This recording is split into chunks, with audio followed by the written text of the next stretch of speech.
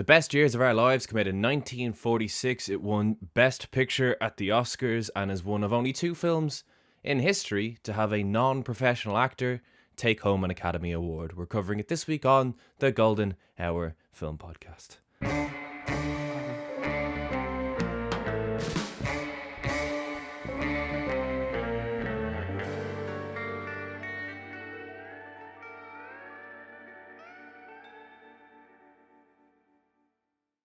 Hello everybody, welcome back to the Golden Hour Film Podcast. My name is Harry Bailey, joined by my co-host, not guest host, Shane Mulvaney. Shane, how are you?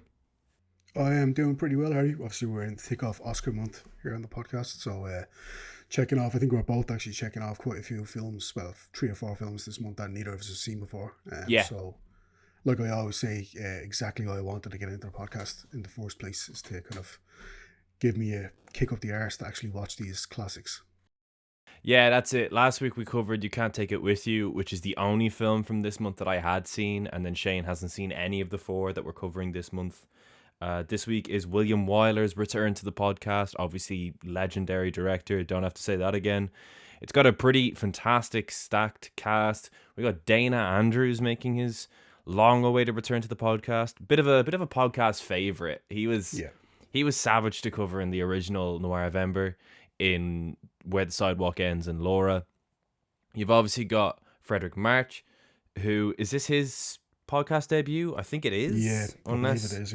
Yeah, definitely. Yeah, is. It is Fredric March's podcast debut. You've got the return of Teresa Wright, who, in my opinion, is one of the absolute best parts of Shadow of a Doubt, a film we've covered on the podcast. I'd say the best. And then you've got the aptly named Harold Russell. Fun fact, my dad's name is Russell, so I'll never forget his name, who is the only actor to win 2 Academy Awards for the same role and one of 2 non-professional actors to win the Academy Award for Best Supporting Actor, or any Academy Award, I should say. He won a commemorative Academy Award because no one thought he'd actually win Best Supporting Actor, but his feat, I think, without getting into spoilers, his feat is like pretty incredible considering he's a non-actor. I think there's a lot of realism in his performance. He plays. This film is about soldiers coming home from war. He himself was a soldier who came home from war one day with no hands, and he has he gives us an incredible performance as a soldier who literally deals with that and trying to reintegrate himself into society. And honestly, although his arc of the 3 kind of main arcs we cover is shown the least, it has definitely my favorite scene in the entire film, which we'll talk about in our spoiler-filled portion of the podcast. But before all that, Shane, what did you know and what do you know about William Wyler's The Best Years of Our Lives? I didn't know a whole lot. I knew that it was obviously like a film, like you said, about these soldiers returning home from World War II, but I didn't know what path that would take, or if it would be kind of more violent or more dramatic, or what have you. Funnily enough, it did remind me a bit of a movie we covered recently on the podcast, which is one of the gangster movies that actually the name is escaping me right now. The one with Humphrey Bogart, James Cagney, and the one where they're these 3 soldiers coming home from war, but they obviously go off into like lives of crime and stuff. This is obviously very the different. Roaring Twenties. Roaring Twenties, that's it. Raoul Walsh. Yeah, 100%. Great movie if you haven't seen it. But yeah, this is obviously it's similar up to that point, but then it's obviously very different once they actually get home, and even there's actually a great shot when they're actually in the air on this. Yeah, it's fantastic. Yeah, pilots flying. It's actually, you can actually see like this bird's eye view of, well, this town obviously, and that they're going home to. Yeah, it's pretty great. And then once they actually get there, you can just see the various challenges and kind of difficulties they have in reacclimating into society, and just really kind of what the difficulty that the country itself has. Because like, there's a couple of interactions with like people who weren't at war, just regular citizens, but you can even tell the real kind of baggage that they've taken from the fact that maybe they've had family or friends, or just in general the fact that maybe some of their town will have had soldiers like these 3 men coming home from war, and kind of what that's done to them. So think it's a really, really effective. It's not a war film, but it really shows you kind of the difficulties that these people can have actually coming home from war. Even like something like Ashes and Diamonds deals that a fair bit too. Yeah. Even though that's obviously kind of also set during war, but then obviously after the Second World War in Czechoslovakia. So yeah, look, it's kind of similar themes that we've seen a couple of times in the podcast before, but I think this does a very, very effective job of it. So I think, I enjoyed it a lot, and it's not my favourite movie of 1946, but I can see why the Oscars kind of went for this as Best Picture. Why? What would you have given Best Picture to? Notorious was never going to win Best Picture. It's not the kind of movie that will win Best Picture, but I just fucking love Notorious. It's so good. Yeah, fair. Another film we have covered on the podcast. Yeah. Yeah, so to get into a non-spoiler review for myself, yeah, I thought this was fantastic.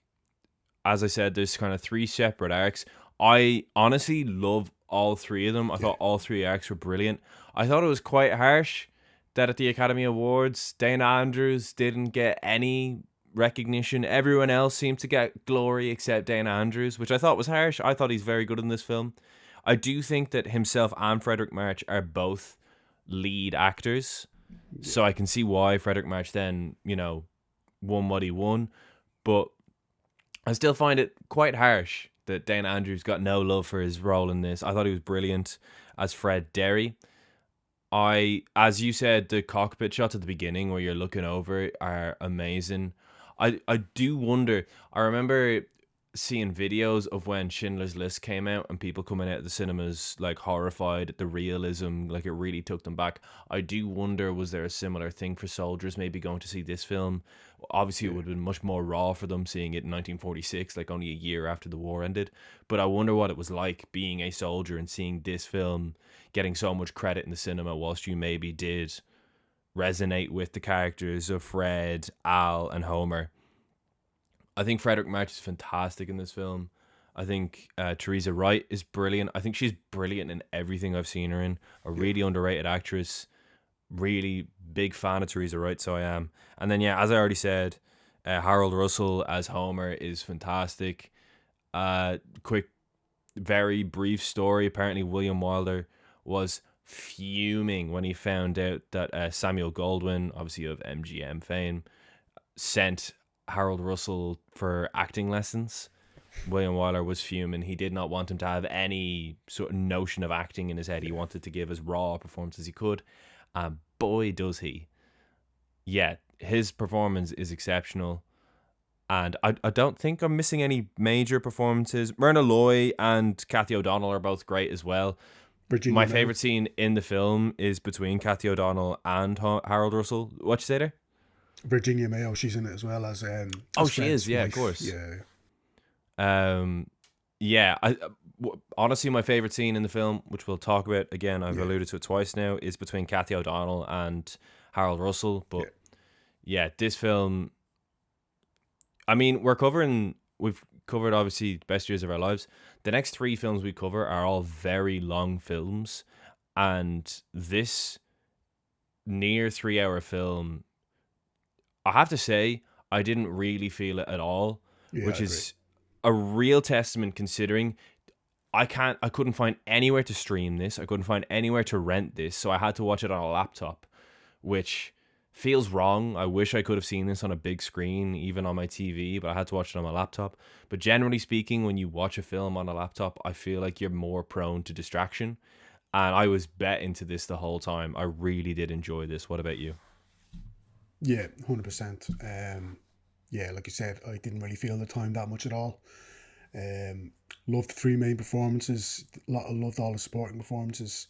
The fact that the 3 guys, their obviously storylines diverge at the start once they get home, but then they also kind of merge then at certain points in the story. Especially obviously Fred and Al's.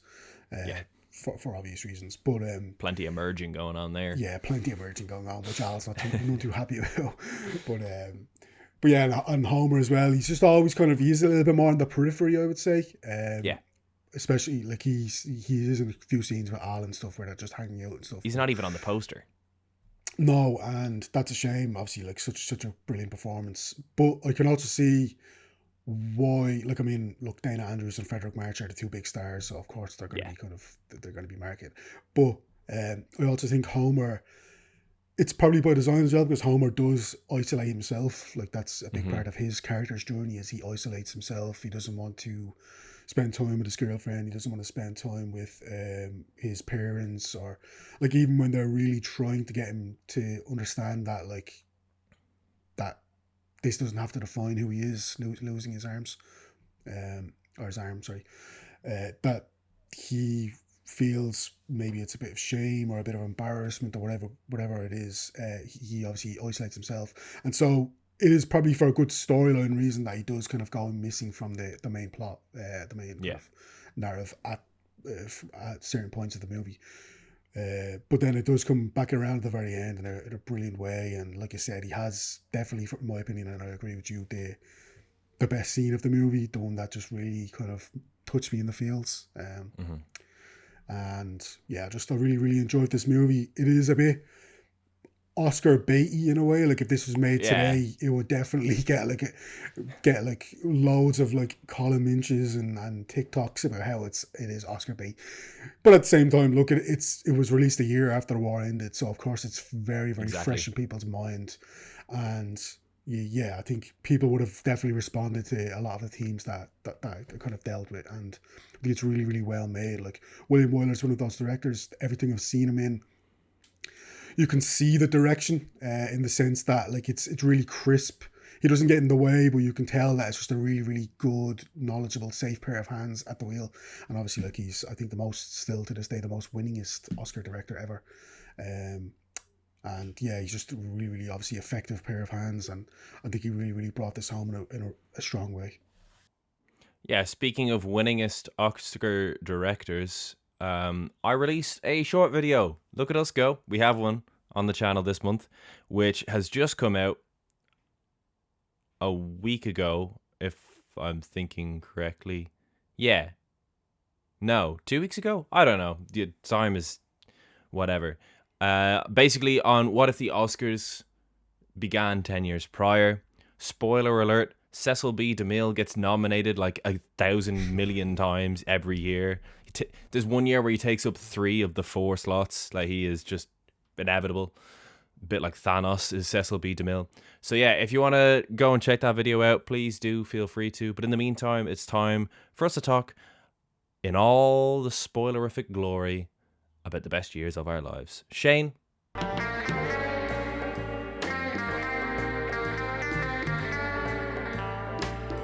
what is the best years of our lives all about? Yeah, so as you mentioned earlier, it's about three World War II vets. Fred, who's played by Dana Andrews, Al, who's played by Fredric March, and Homer by Harold Russell. So essentially, they're coming home from war. Their kind of services ended, and they each, because they live in the same town, they managed to get on this kind of cargo plane back to the Hmm. town that they're from. So they share this journey, and like we said, we got those great cockpit shots that are just stunning to watch and really effective, kind of effectively shot and stuff. So as we soon learn, obviously Homer lost his arm in the war, but he has been trained by the military to kind of use it to a certain extent. Like he has like a hook for an arm, and he manages to like light cigarettes and stuff and carry Hmm. bags and stuff. So he is like reasonably okay, and he's reasonably used to kind of dealing with this on a daily basis at this point, even though obviously he still wishes he had his hand because he's still pretty fresh in his mind, obviously. Homer was a naval officer, so he Hmm. was in a submarine, obviously, when all happened. And Fred is the highest ranking of the three of them, even though Al is actually a few years older. And obviously, they don't, I should say, none of them knew each other, obviously. It's just that they happen to Yeah, be no. sharing this plane. Yeah. But Fred is the highest. They were in the same battles at the same Yeah. times, but had no idea at the time.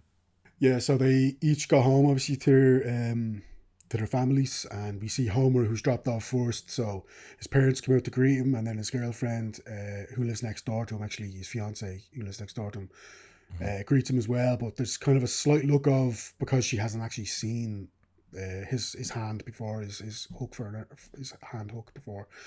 there's a slight kind of look of maybe worry or you know, maybe she's just a bit unsure. I think Homer does slightly register that, and that kind of does inform some of his character choices going forward because he just convinces himself that these people don't really want to have to deal with his problem, as it were. That's how he sees it. So yeah, Al's dropped home to his family, and we see that kind of reunion as well. It's obviously emotional because they haven't seen him in a few years. Al is a banker, we should say. He Hmm. works in a bank, and he is in line for a promotion that we learn. So his boss, the job is still there, and in fact, he gets a promotion from his boss. And then Fred is the last one to go home, but his wife has moved out of living with his parents, so she's off in an apartment where he doesn't really know where, so he goes home to his parents. His mother, by the way, played by Gladys George, who's also in the Roaring Twenties, so it's kind of an interesting little mirror there. Hmm. But yeah, so they obviously say, look, she moved out and stuff, and so Fred kind of spends the next few hours trying to find this apartment, and to no avail.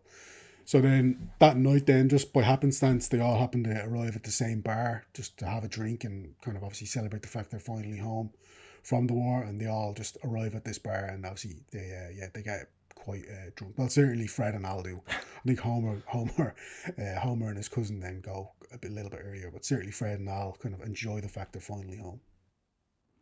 Yeah, so with the three kind of arcs that we then go down, it's clear that the three guys all have different issues.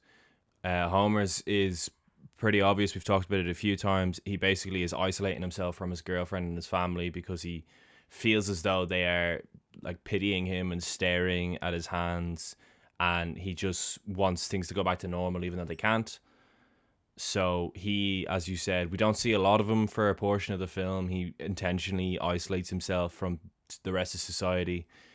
We have Fred, played by Dana Andrews, who he doesn't know where his wife is. When he does eventually find her, it's kind of alluded to early on that she maybe wasn't exactly faithful to him, but we don't address that till later on in the film. She is now working in a club, and she quits her job there because he says that he got like a pension early on that he can spend. However, when he goes back to the place that he used to work in, they don't offer him anything because he has no qualifications. They offer him to be the assistant of his old assistant, who he didn't exactly get on with. So he rejects that, thinking that, as a captain in the Air Force, he will get a job somewhere. But lo and behold, he doesn't, and he spends a lot of the film dealing with rejection, both when it comes to trying to get jobs and from his wife, who basically berates him for his income not coming in anymore because they blow his pension very, very quickly, and they can no longer go on these lavish dates or anything anymore. And then you've got Al, who doesn't seem to really recognize the family that he's come home to. Don't get me wrong, he like gets on with them, but like he basically he drinks a lot to cope with the fact that his son, who he obviously last saw when he was a boy, is now this really well educated, studious, just bet into the books adult, and his daughter is old enough to drive and old enough to have boyfriends, and is also far more intelligent than maybe the child he left behind. And then his wife as well. As the film goes on, we learn that their relationship maybe wasn't always perfect, but they always kind of found a way to stick together. But he just gets bet into the drink. And also, with this promotion he's been given in the bank, it's basically implied that his new role is to turn down soldiers who are applying for loans if they don't have the credibility or the collateral to put up against these loans, because what soldiers did have collateral to put up Yeah. against these loans? But I mean, first one that comes up to him, he literally gives him the loan and then he gets scalded for it. So he also struggles with the fact that his job, although they're throwing money at him, unlike the other lads, he just cannot seem to kind of get his life back to the way it was. It's never going to be the way it was, but yeah, they all have their own things that they kind of grapple with, and we kind of go on three diverging paths for quite a while then. Yeah, and that aforementioned kind of first night back, Fred ended up staying at Al's house in, sorry, Al's daughter's bedroom, in Peggy's bedroom. Peggy wasn't there; she slept on the couch, we should say. But that is the start of like the kind of romantic frisson that we can see, because they kind of get talking at breakfast the next morning, and then you can tell there's a bit of a spark there. But then once he realizes his marriage is a bit not exactly in the healthiest state, shall we say. He by happenstance, it's actually not happenstance. Peggy finds out where he works and goes to kind of have a chat with him. He eventually takes up the role as the assistant to what's his name? Is it Sticky? Something like that. Who seems like a bit of a nerd. Sticky. Sticky, yeah. So anyway, she goes to his job. She finds out where he works, and and they go for lunch. And then after that lunch, he kind of walks her to a car, and they kiss, and then seems like maybe the start of a possible affair, or at least like they obviously clearly have feelings for each other. But Peggy, because she wants to convince herself there's nothing happening, she wants to kind of bring Fred and Marie out for. Marie, who's Fred's wife, out for kind of a double date with this other guy she's seeing. But that doesn't really go to plan, and when they kind of they get like their picture taken at this this kind of big society gathering thing. Yeah, exactly. Fred and Peggy still kind of, even the way they interact with each other, you can tell that they both know something's there, and neither of them are kind of willing to act on it. But eventually, Peggy does kind of tell her parents that, listen, I am in love with him. And Al, like they kind of, there's like a kind of a mild affair, kind of, for a little while. But then Al wants to kind of put a shut down to this. So great scene where he kind of meets up with Fred in like a diner. Shot so well. It actually, if anything, it kind of reminded me of a much more low-key version of the diner scene from Heat, with De Niro and Pacino, where these two guys are basically sat opposite a table and they have the absolute total opposite opinions on a situation, and it just gets more and more tense and riled up.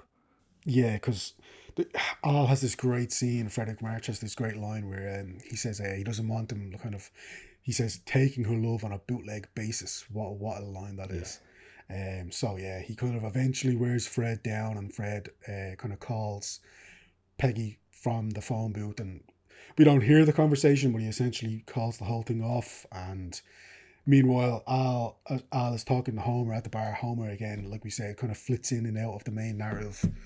But at this point, Homer has like been plying his trade at piano, funnily enough, and he has kind of used the piano as a method of, I don't know, getting people to kind of get him back on side. Even though it's not that they weren't on his side, he just feels that when he's in a room, everyone's staring at him and staring at his hands. So he thought, if they're going to stare at my hands, I may as well play the piano. Yeah, exactly. And he's pretty good at it as well. His cousin is helping him to kind of learn. But Homer's there, and he can tell something's going on because Fred just walks out of the phone booth, and he knows he hears him when he calls him, but he obviously just walks off, and Fred's obviously distraught. So you have this whole kind of domestic tension going on between Peggy and her parents, but also Fred and Peggy, and Al and Fred, and it's this whole kind of situation, obviously, where these kind of all pals from the war, even though they obviously didn't serve together, they have this whole then argument and kind of stumbling block as that's kind of threatening their budding friendship, as it were. Yeah, and then we get the build up to what is my absolute favorite part of this whole film, which is basically Homer then tracks down Fred to ask him what happened, why did he blow him off, what happened in the phone booth, and he meets him at the drugstore where he works, and this guy at the drugstore basically just berates Homer for effectively losing his hands for no reason, saying they were fighting a losing war and that America had no right to even be in the war and they were tricked into being in the war, to which Homer's like, listen, like, fuck off.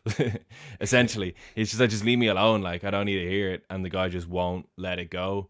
So then they get into a bit of a scuffle, and then Fred comes over and Bubba Ray Dudley's him through a table, which makes him lose his job. So Fred basically just gives Homer one bit of advice before he goes and gets the head torn off him for losing his job, which is that he needs to go home to, because Fred's kind of like, well, I don't necessarily have anything to go home to as it stands, because him and his wife have been bickering, to say the least. Whereas he's like, listen, Homer, you have Wilma to go home to, and she has the absolute best intentions for you. You need to go home and have it out with her and stop running away from her. So Homer goes home. On his way home, he obviously passes her house because she's her neighbor, and he stares in at the window. Beautiful swell of the music and everything.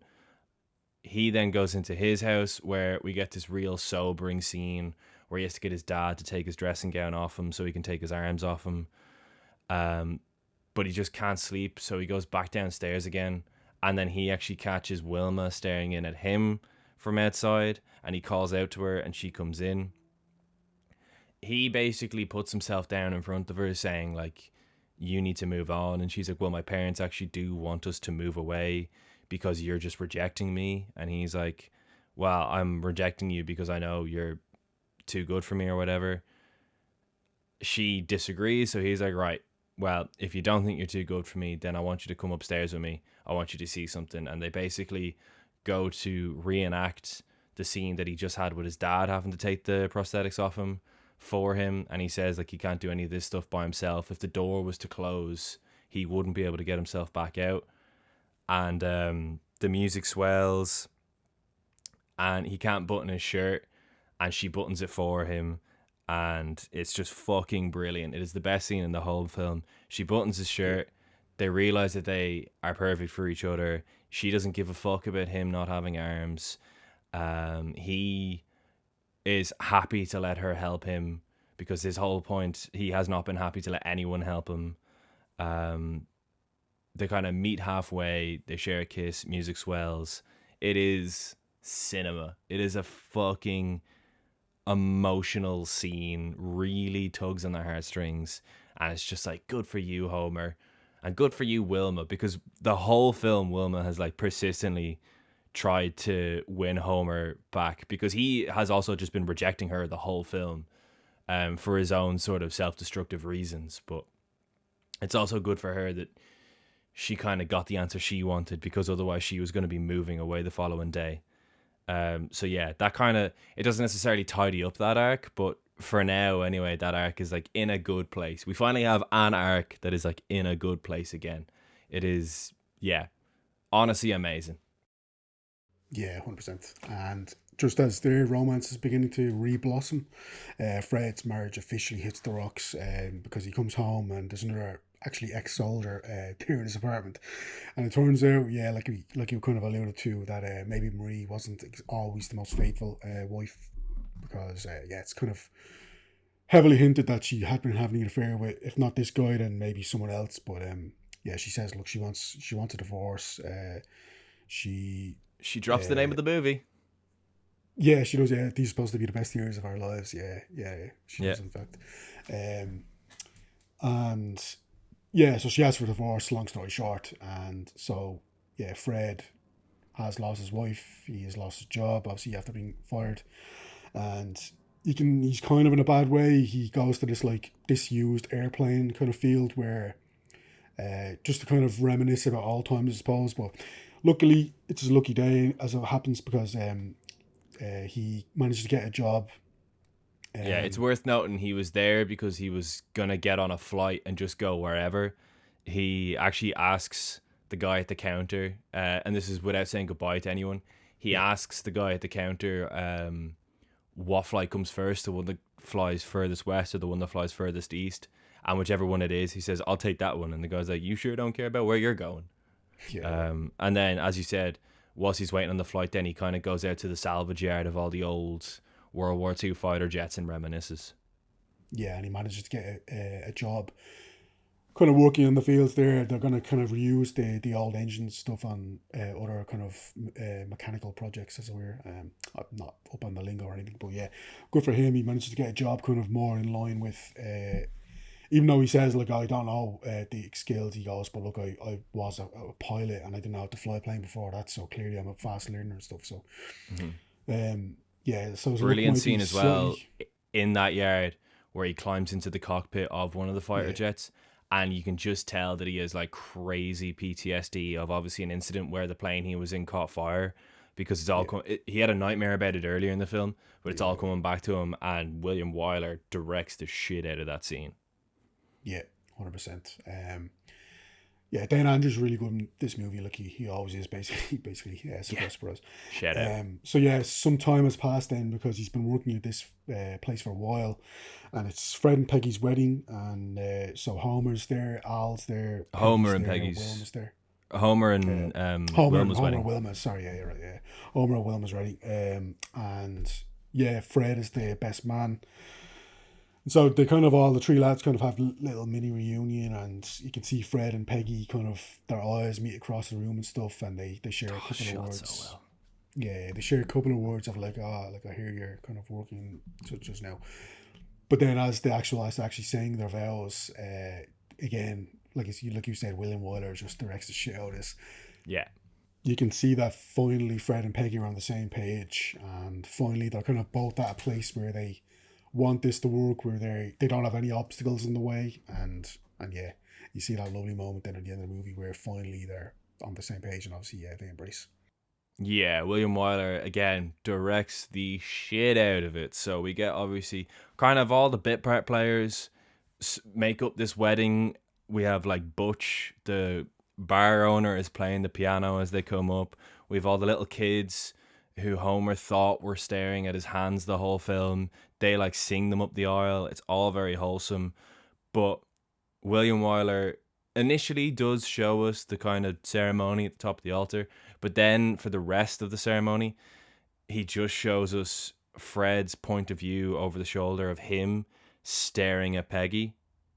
And then as he looks away, she looks at him. And then, it's so good. And then he kisses the bride, and everyone runs over to them except for Fred and Peggy, who at this point have now locked eyes, and they run towards each other.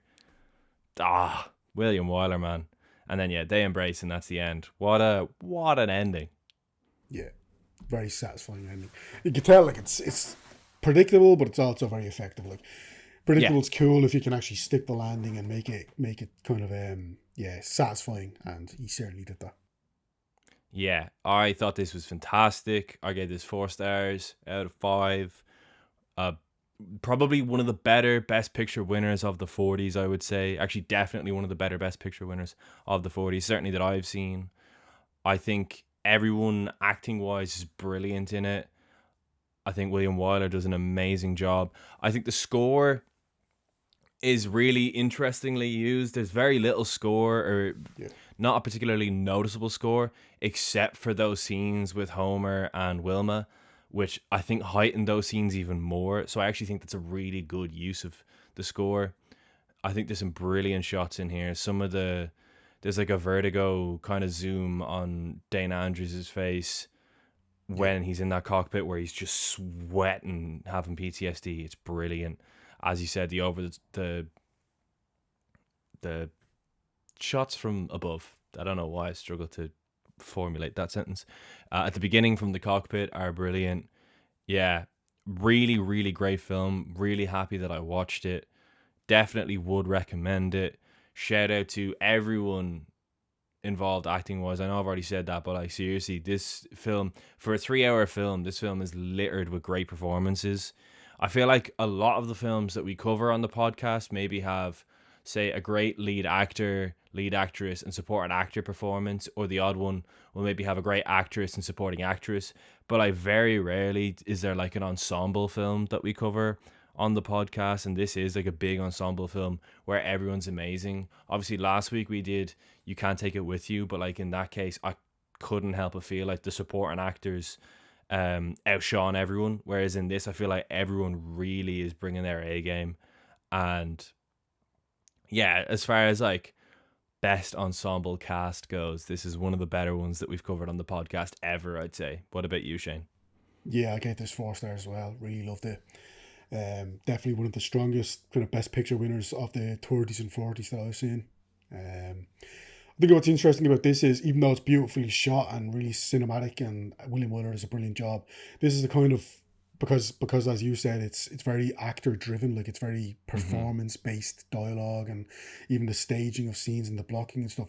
You could very much pretty much get a good playwright and just Oh wouldn't god, even yeah. have to tweak very much, and you could actually do a really really good version of this on stage as well. Like it's that kind of production where I think it lends itself, because it's, like I said, mainly it's just all to do with the performance and the kind of character beats. I wonder if someone actually should check that out. I wonder if anyone has actually done that in the past, because I just think it's that kind of story, and it's that kind of narrative that would lend itself pretty easily to that. But yeah, it's really 1,000 really likes on this episode, and Shane and I will write a play adaptation of the best years of our lives. there you go. Yeah, but yeah, it's really really effective. William Wyler is obviously a masterful director, and yeah, I just had a great time with it, and would very much recommend it. Perfect. So yeah, that was the best years of our lives. I reckon we very briefly touch on the films that we've covered recently, and then next week is, of course, Alec Guinness's podcast debut, The Bridge on the River Kwai, a return for one legendary David Lean.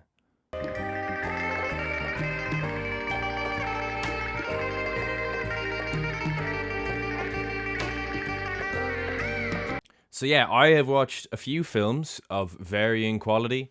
I watched a documentary by the name of Grizzly Man. I was still very much in my Werner Herzog sort of binge, and yeah, Grizzly Man, exceptional. Like, honestly, one of the best documentaries of the 21st century. But if you want to talk about maybe the most emotional documentary of the 21st century, I then watched Won't You Be My Neighbor, which I am raging I didn't see this in cinemas when it came out, because all I'm reading when I did research on it after is that, like, every screening that anyone went to of Won't You Be My Neighbor, there's just like an audible, like, everyone is sniffling at the end. Sobbing. Yeah. It is, holy shit. If you don't get emotional watching that documentary, you're missing something. It is honestly one of the greatest documentaries I've ever seen in my life, just based purely on how emotional it was. I'm not massively familiar with Mr. Rogers. I knew who he was, but, like, I mean, if you want to go from, like, bar for bar, like, the aura of that man to go into that hearing where Nixon was going to pull funding for the national broadcasting, and the fella doing the hearing turned away everyone, like, it was cutting people off 2 or 3 sentences into their speech, and Mr. Rogers basically just, in the politest way in human history, annihilated him, and the guy just turns and goes, well, it looks like you guys are keeping your funding. Like, it was just, that was incredible. But just like, oh fuck, I think I watched it at an important time as well, but just Won't You Be My Neighbor is one of the greatest documentaries I've ever seen in my life. Have you seen sorry to cut across, have you seen the Tom Hanks movie that where he plays Mr. Rogers? I actually haven't, no, have you? It's good, yeah, it's a good movie. I saw it a few years ago. Yeah, he plays Mr. Rogers, and obviously, like, everyone loves Tom Hanks, so it's pretty perfect casting. I then watched the new Sam Raimi film, Send Help. Just enjoyable, like, just good crack. Look, Yeah, it's not the greatest horror movie ever made. It's not the greatest thriller ever made. It's not the greatest desert island movie ever made, but it is really enjoyable. I think the three big takeaways of this are, of course, one, let Sam Raimi do original stuff every year because it'll just be fun. Two, Dylan O'Brien is a really good actor. He is so good in this. His laugh is incredible. One of my favorite film laughs. He plays the douchebag boss so well. And then really, I feel like actors like that, I know he's not necessarily as good an actor as Dylan O'Brien, but, like, the likes of, like, Jimmy Tatro should be in more films than they are. Like, they play those roles so well. I do think Dylan O'Brien has more to him than just that.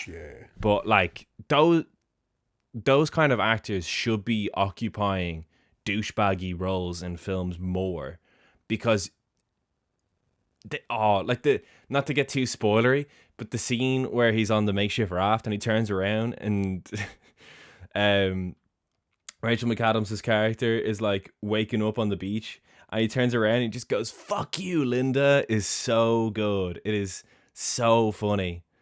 And then yeah, third point obviously is Rachel McAdams is just amazing and should be in way more stuff than she is. I then took a trip to South Korea and watched a film that arrived in my collection, a film that Bong Joon-ho recommended. An absolute trip of a film, which is Save the Green Planet. I wouldn't even know how to describe Save the Green Planet. I watched the intro that the director gives before the movie, and he himself is like, "Look, don't really think about it. Just like experience it, and you'll have a time." It's sci-fi. It's religious. It's like a gritty thriller. It's like a dark comedy. It's like a conspiracy drama. It's like Psycho mixed with Misery mixed with, it is insane. And yeah, it is absolutely wild. It's got like multiple different renditions of Somewhere Over the Rainbow.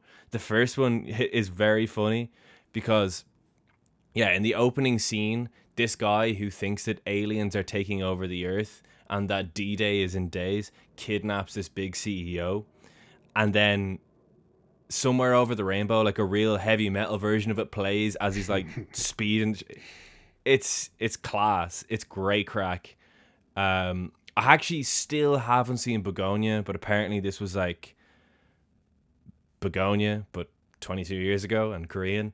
But oh my god, I need to pull up his name because he's kind of like one of the big Korean actors who I still need to see way more of. Shin Ha-kyun, who is in Lady Vengeance and Thirst and JSA, like a load of big Park Chan-wook films.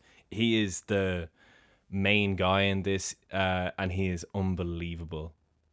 He, like, absolute schizophrenic serial killer, but you root for him at points. It's bizarre. Like, he's clearly the villain for like the majority of the film, and like you're just like, oh, but like I kind of want to see. The whole time I was saying to myself, but what if the CEO is an alien? Like, what if he is? And yeah, props to Save the Green Planet for making me ask that question over and over and over again, because the ending of this film is insane. I then watched The Farmer's Wife, which is definitely the most boring Hitchcock film I've ever seen. Came out in 1928. It is nearly 2 hours of a man getting rejected by 4 different women. And that's the plot. Farmer, his wife dies, tries to find a new wife, takes him 2 hours. God, I would not recommend this unless you want to watch every Hitchcock film ever, which my sick brain is telling me that I have to. I would not recommend it. Boring as hell.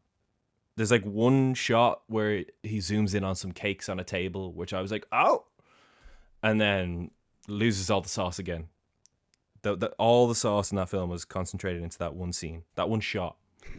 And then last but not least, I watched another Korean film, directed by Kim Ji-woon, who is one of my absolute favorite directors from South Korea. Obviously did Tale of Two Sisters, Good, Bad and Weird, I Saw the Devil. Starring Song Kang-ho, arguably South Korea's best actor. Certainly the most recognizable one for us Westerners, because like Parasite, like. Yeah. And if that wasn't enough of a reason for you to want to watch it, this is a movie about a bank clerk whose boss puts him in a headlock, so he takes up professional wrestling as a result, because he just gets so sick of life that his boss keeps putting him in headlocks and he can't escape them. So he becomes a professional wrestler, and there's not many films where you've got Song Kang-ho referencing Abdullah the Butcher and Sharon Stone within like 2 sentences of each other. Like, it is a wild wrestling film with one of South Korea's best actors. Like, it's crazy that exists as a wrestling fan. Don't get me wrong, it is very messy. It is not the best film from either actor or director, but as a wrestling fan, I thoroughly enjoyed it. It's very funny. Song Kang-ho is so likable in this film, and the actual wrestling match at the end is genuinely probably some of the best movie wrestling I've seen in a while, just because it like it's basically just like a shit indie match, but like it does a shit indie match so well. The like brawling into the crowd and the bullshit with the fork and there's a monkey flip and he hits like a head scissors and everything. Yeah, it is. There's some like actual wrestling in it, which I wish I knew. I wish I had looked it up prior to saying all this. Either Song Kang Ho or Kim Ji Woon had to have been a wrestling fan because it feels very authentic. Like Tiger Mask gets referenced over and over again in this film. But yeah, very enjoyable, messy film that I would recommend to the wrestling fans or the Song Kang Ho fans or the Kim Ji Woon fans. And if you're not a fan of either of those three things, don't know if I would recommend it. It's on Prime though, so it's pretty easy to access. What about you, Shane? Yeah, so I'll just start off with a few rewatches of just comedies. Obviously, I've been in a bit of a mood to rewatch all comedies that I've like. So there's something about Mary. Obviously, it's a bit crass and stuff, but it's a funny movie. Booksmart from Olivia Wilde is really, really funny, for starring Beanie Feldstein and Caitlin Dever. Have you seen Booksmart, actually? No, not yet. I recommend it, yeah, it's good. Yeah, no, I've It's heard got a like lot of people like it. Yeah, it's got like Superbad vibes for sure. Which obviously Jonah Hill is in Superbad, so his sister is Beanie Feldstein, so there you go. Obviously has that going for it as well. And Paul Blart Mall Cop. Look, I know people, like, I get why people think this is terrible. I suppose they're not wrong, but I have a soft spot for Kevin James and the King of Queens, and yeah, look, I like Kevin James. Do you believe that story you told on Joe Rogan where he went like 40 days without eating? I haven't seen the story itself, but right. Yeah, Kevin James went on some mad ramble on Joe Rogan about how he went like 40 days without eating. All he did was put vitamins in his water, and he like had never felt better or something. It was like it was stupid. Like, yeah, I wouldn't celebrities. Yeah, he's an interesting guy, Kevin James. He's funny. He's a funny performer. Yeah, big time. Love Here Comes the Boom. Yeah, that's good as well. Then for terms of like real movies, The Secret Agent is obviously the Brazilian Oscar contender for. I think it's actually was nominated for Best Picture as well. Maybe not, but yeah, I think so. Wagner Moura was definitely nominated for Best Actor, and he's brilliant in this. Like, he's one of my favorite actors, kind of working today anyway. Everything I see him in, he's just magnetic as a screen presence, and he's brilliant in this. So this is set in the 1970s, during the Brazilian military dictatorship, and obviously shot in Brazil, Brazilian cast and stuff, Brazilian director. So obviously they're drawing on like again historical kind of the feelings and stuff that, and obviously I think these people were actually growing up at the time. The director would have been growing up at the time in Brazil. So yeah, he's kind of drawing on the national mood, I suppose, at the time, and yeah, it's pretty violent at times. It's very funny at times. But it's got, like I said, a magnetic kind of charismatic lead performance from Wagner Moura, and yeah, just brilliant actor. Insomnia is from Christopher Nolan. I had seen this before, so this is like, I think it's to this date the only feature film not written by Christopher Nolan, because this was like a studio property it's actually a remake of a Scandinavian thriller. That was originally bouncing around a couple of different directors, and once Christopher Nolan wasn't given Troy, I think he initially was going to make Troy, which is interesting, obviously, given the context that he's doing the Odyssey now. But once that was kind of taken off him, the studio gave him Insomnia as kind of a little makeup project. And yeah, so it's starring Al Pacino and Robin Williams as like this kind of villain and hero, the kind of cop and villain that he has to try and investigate. And it's definitely a more conventional film than anything he's ever done. Christopher Nolan, like he obviously has his own kind of stamp on things. Like certainly the time aspect to all his films, like they're all kind of have some very tiny long. wimey issue. Nah, I'm joking.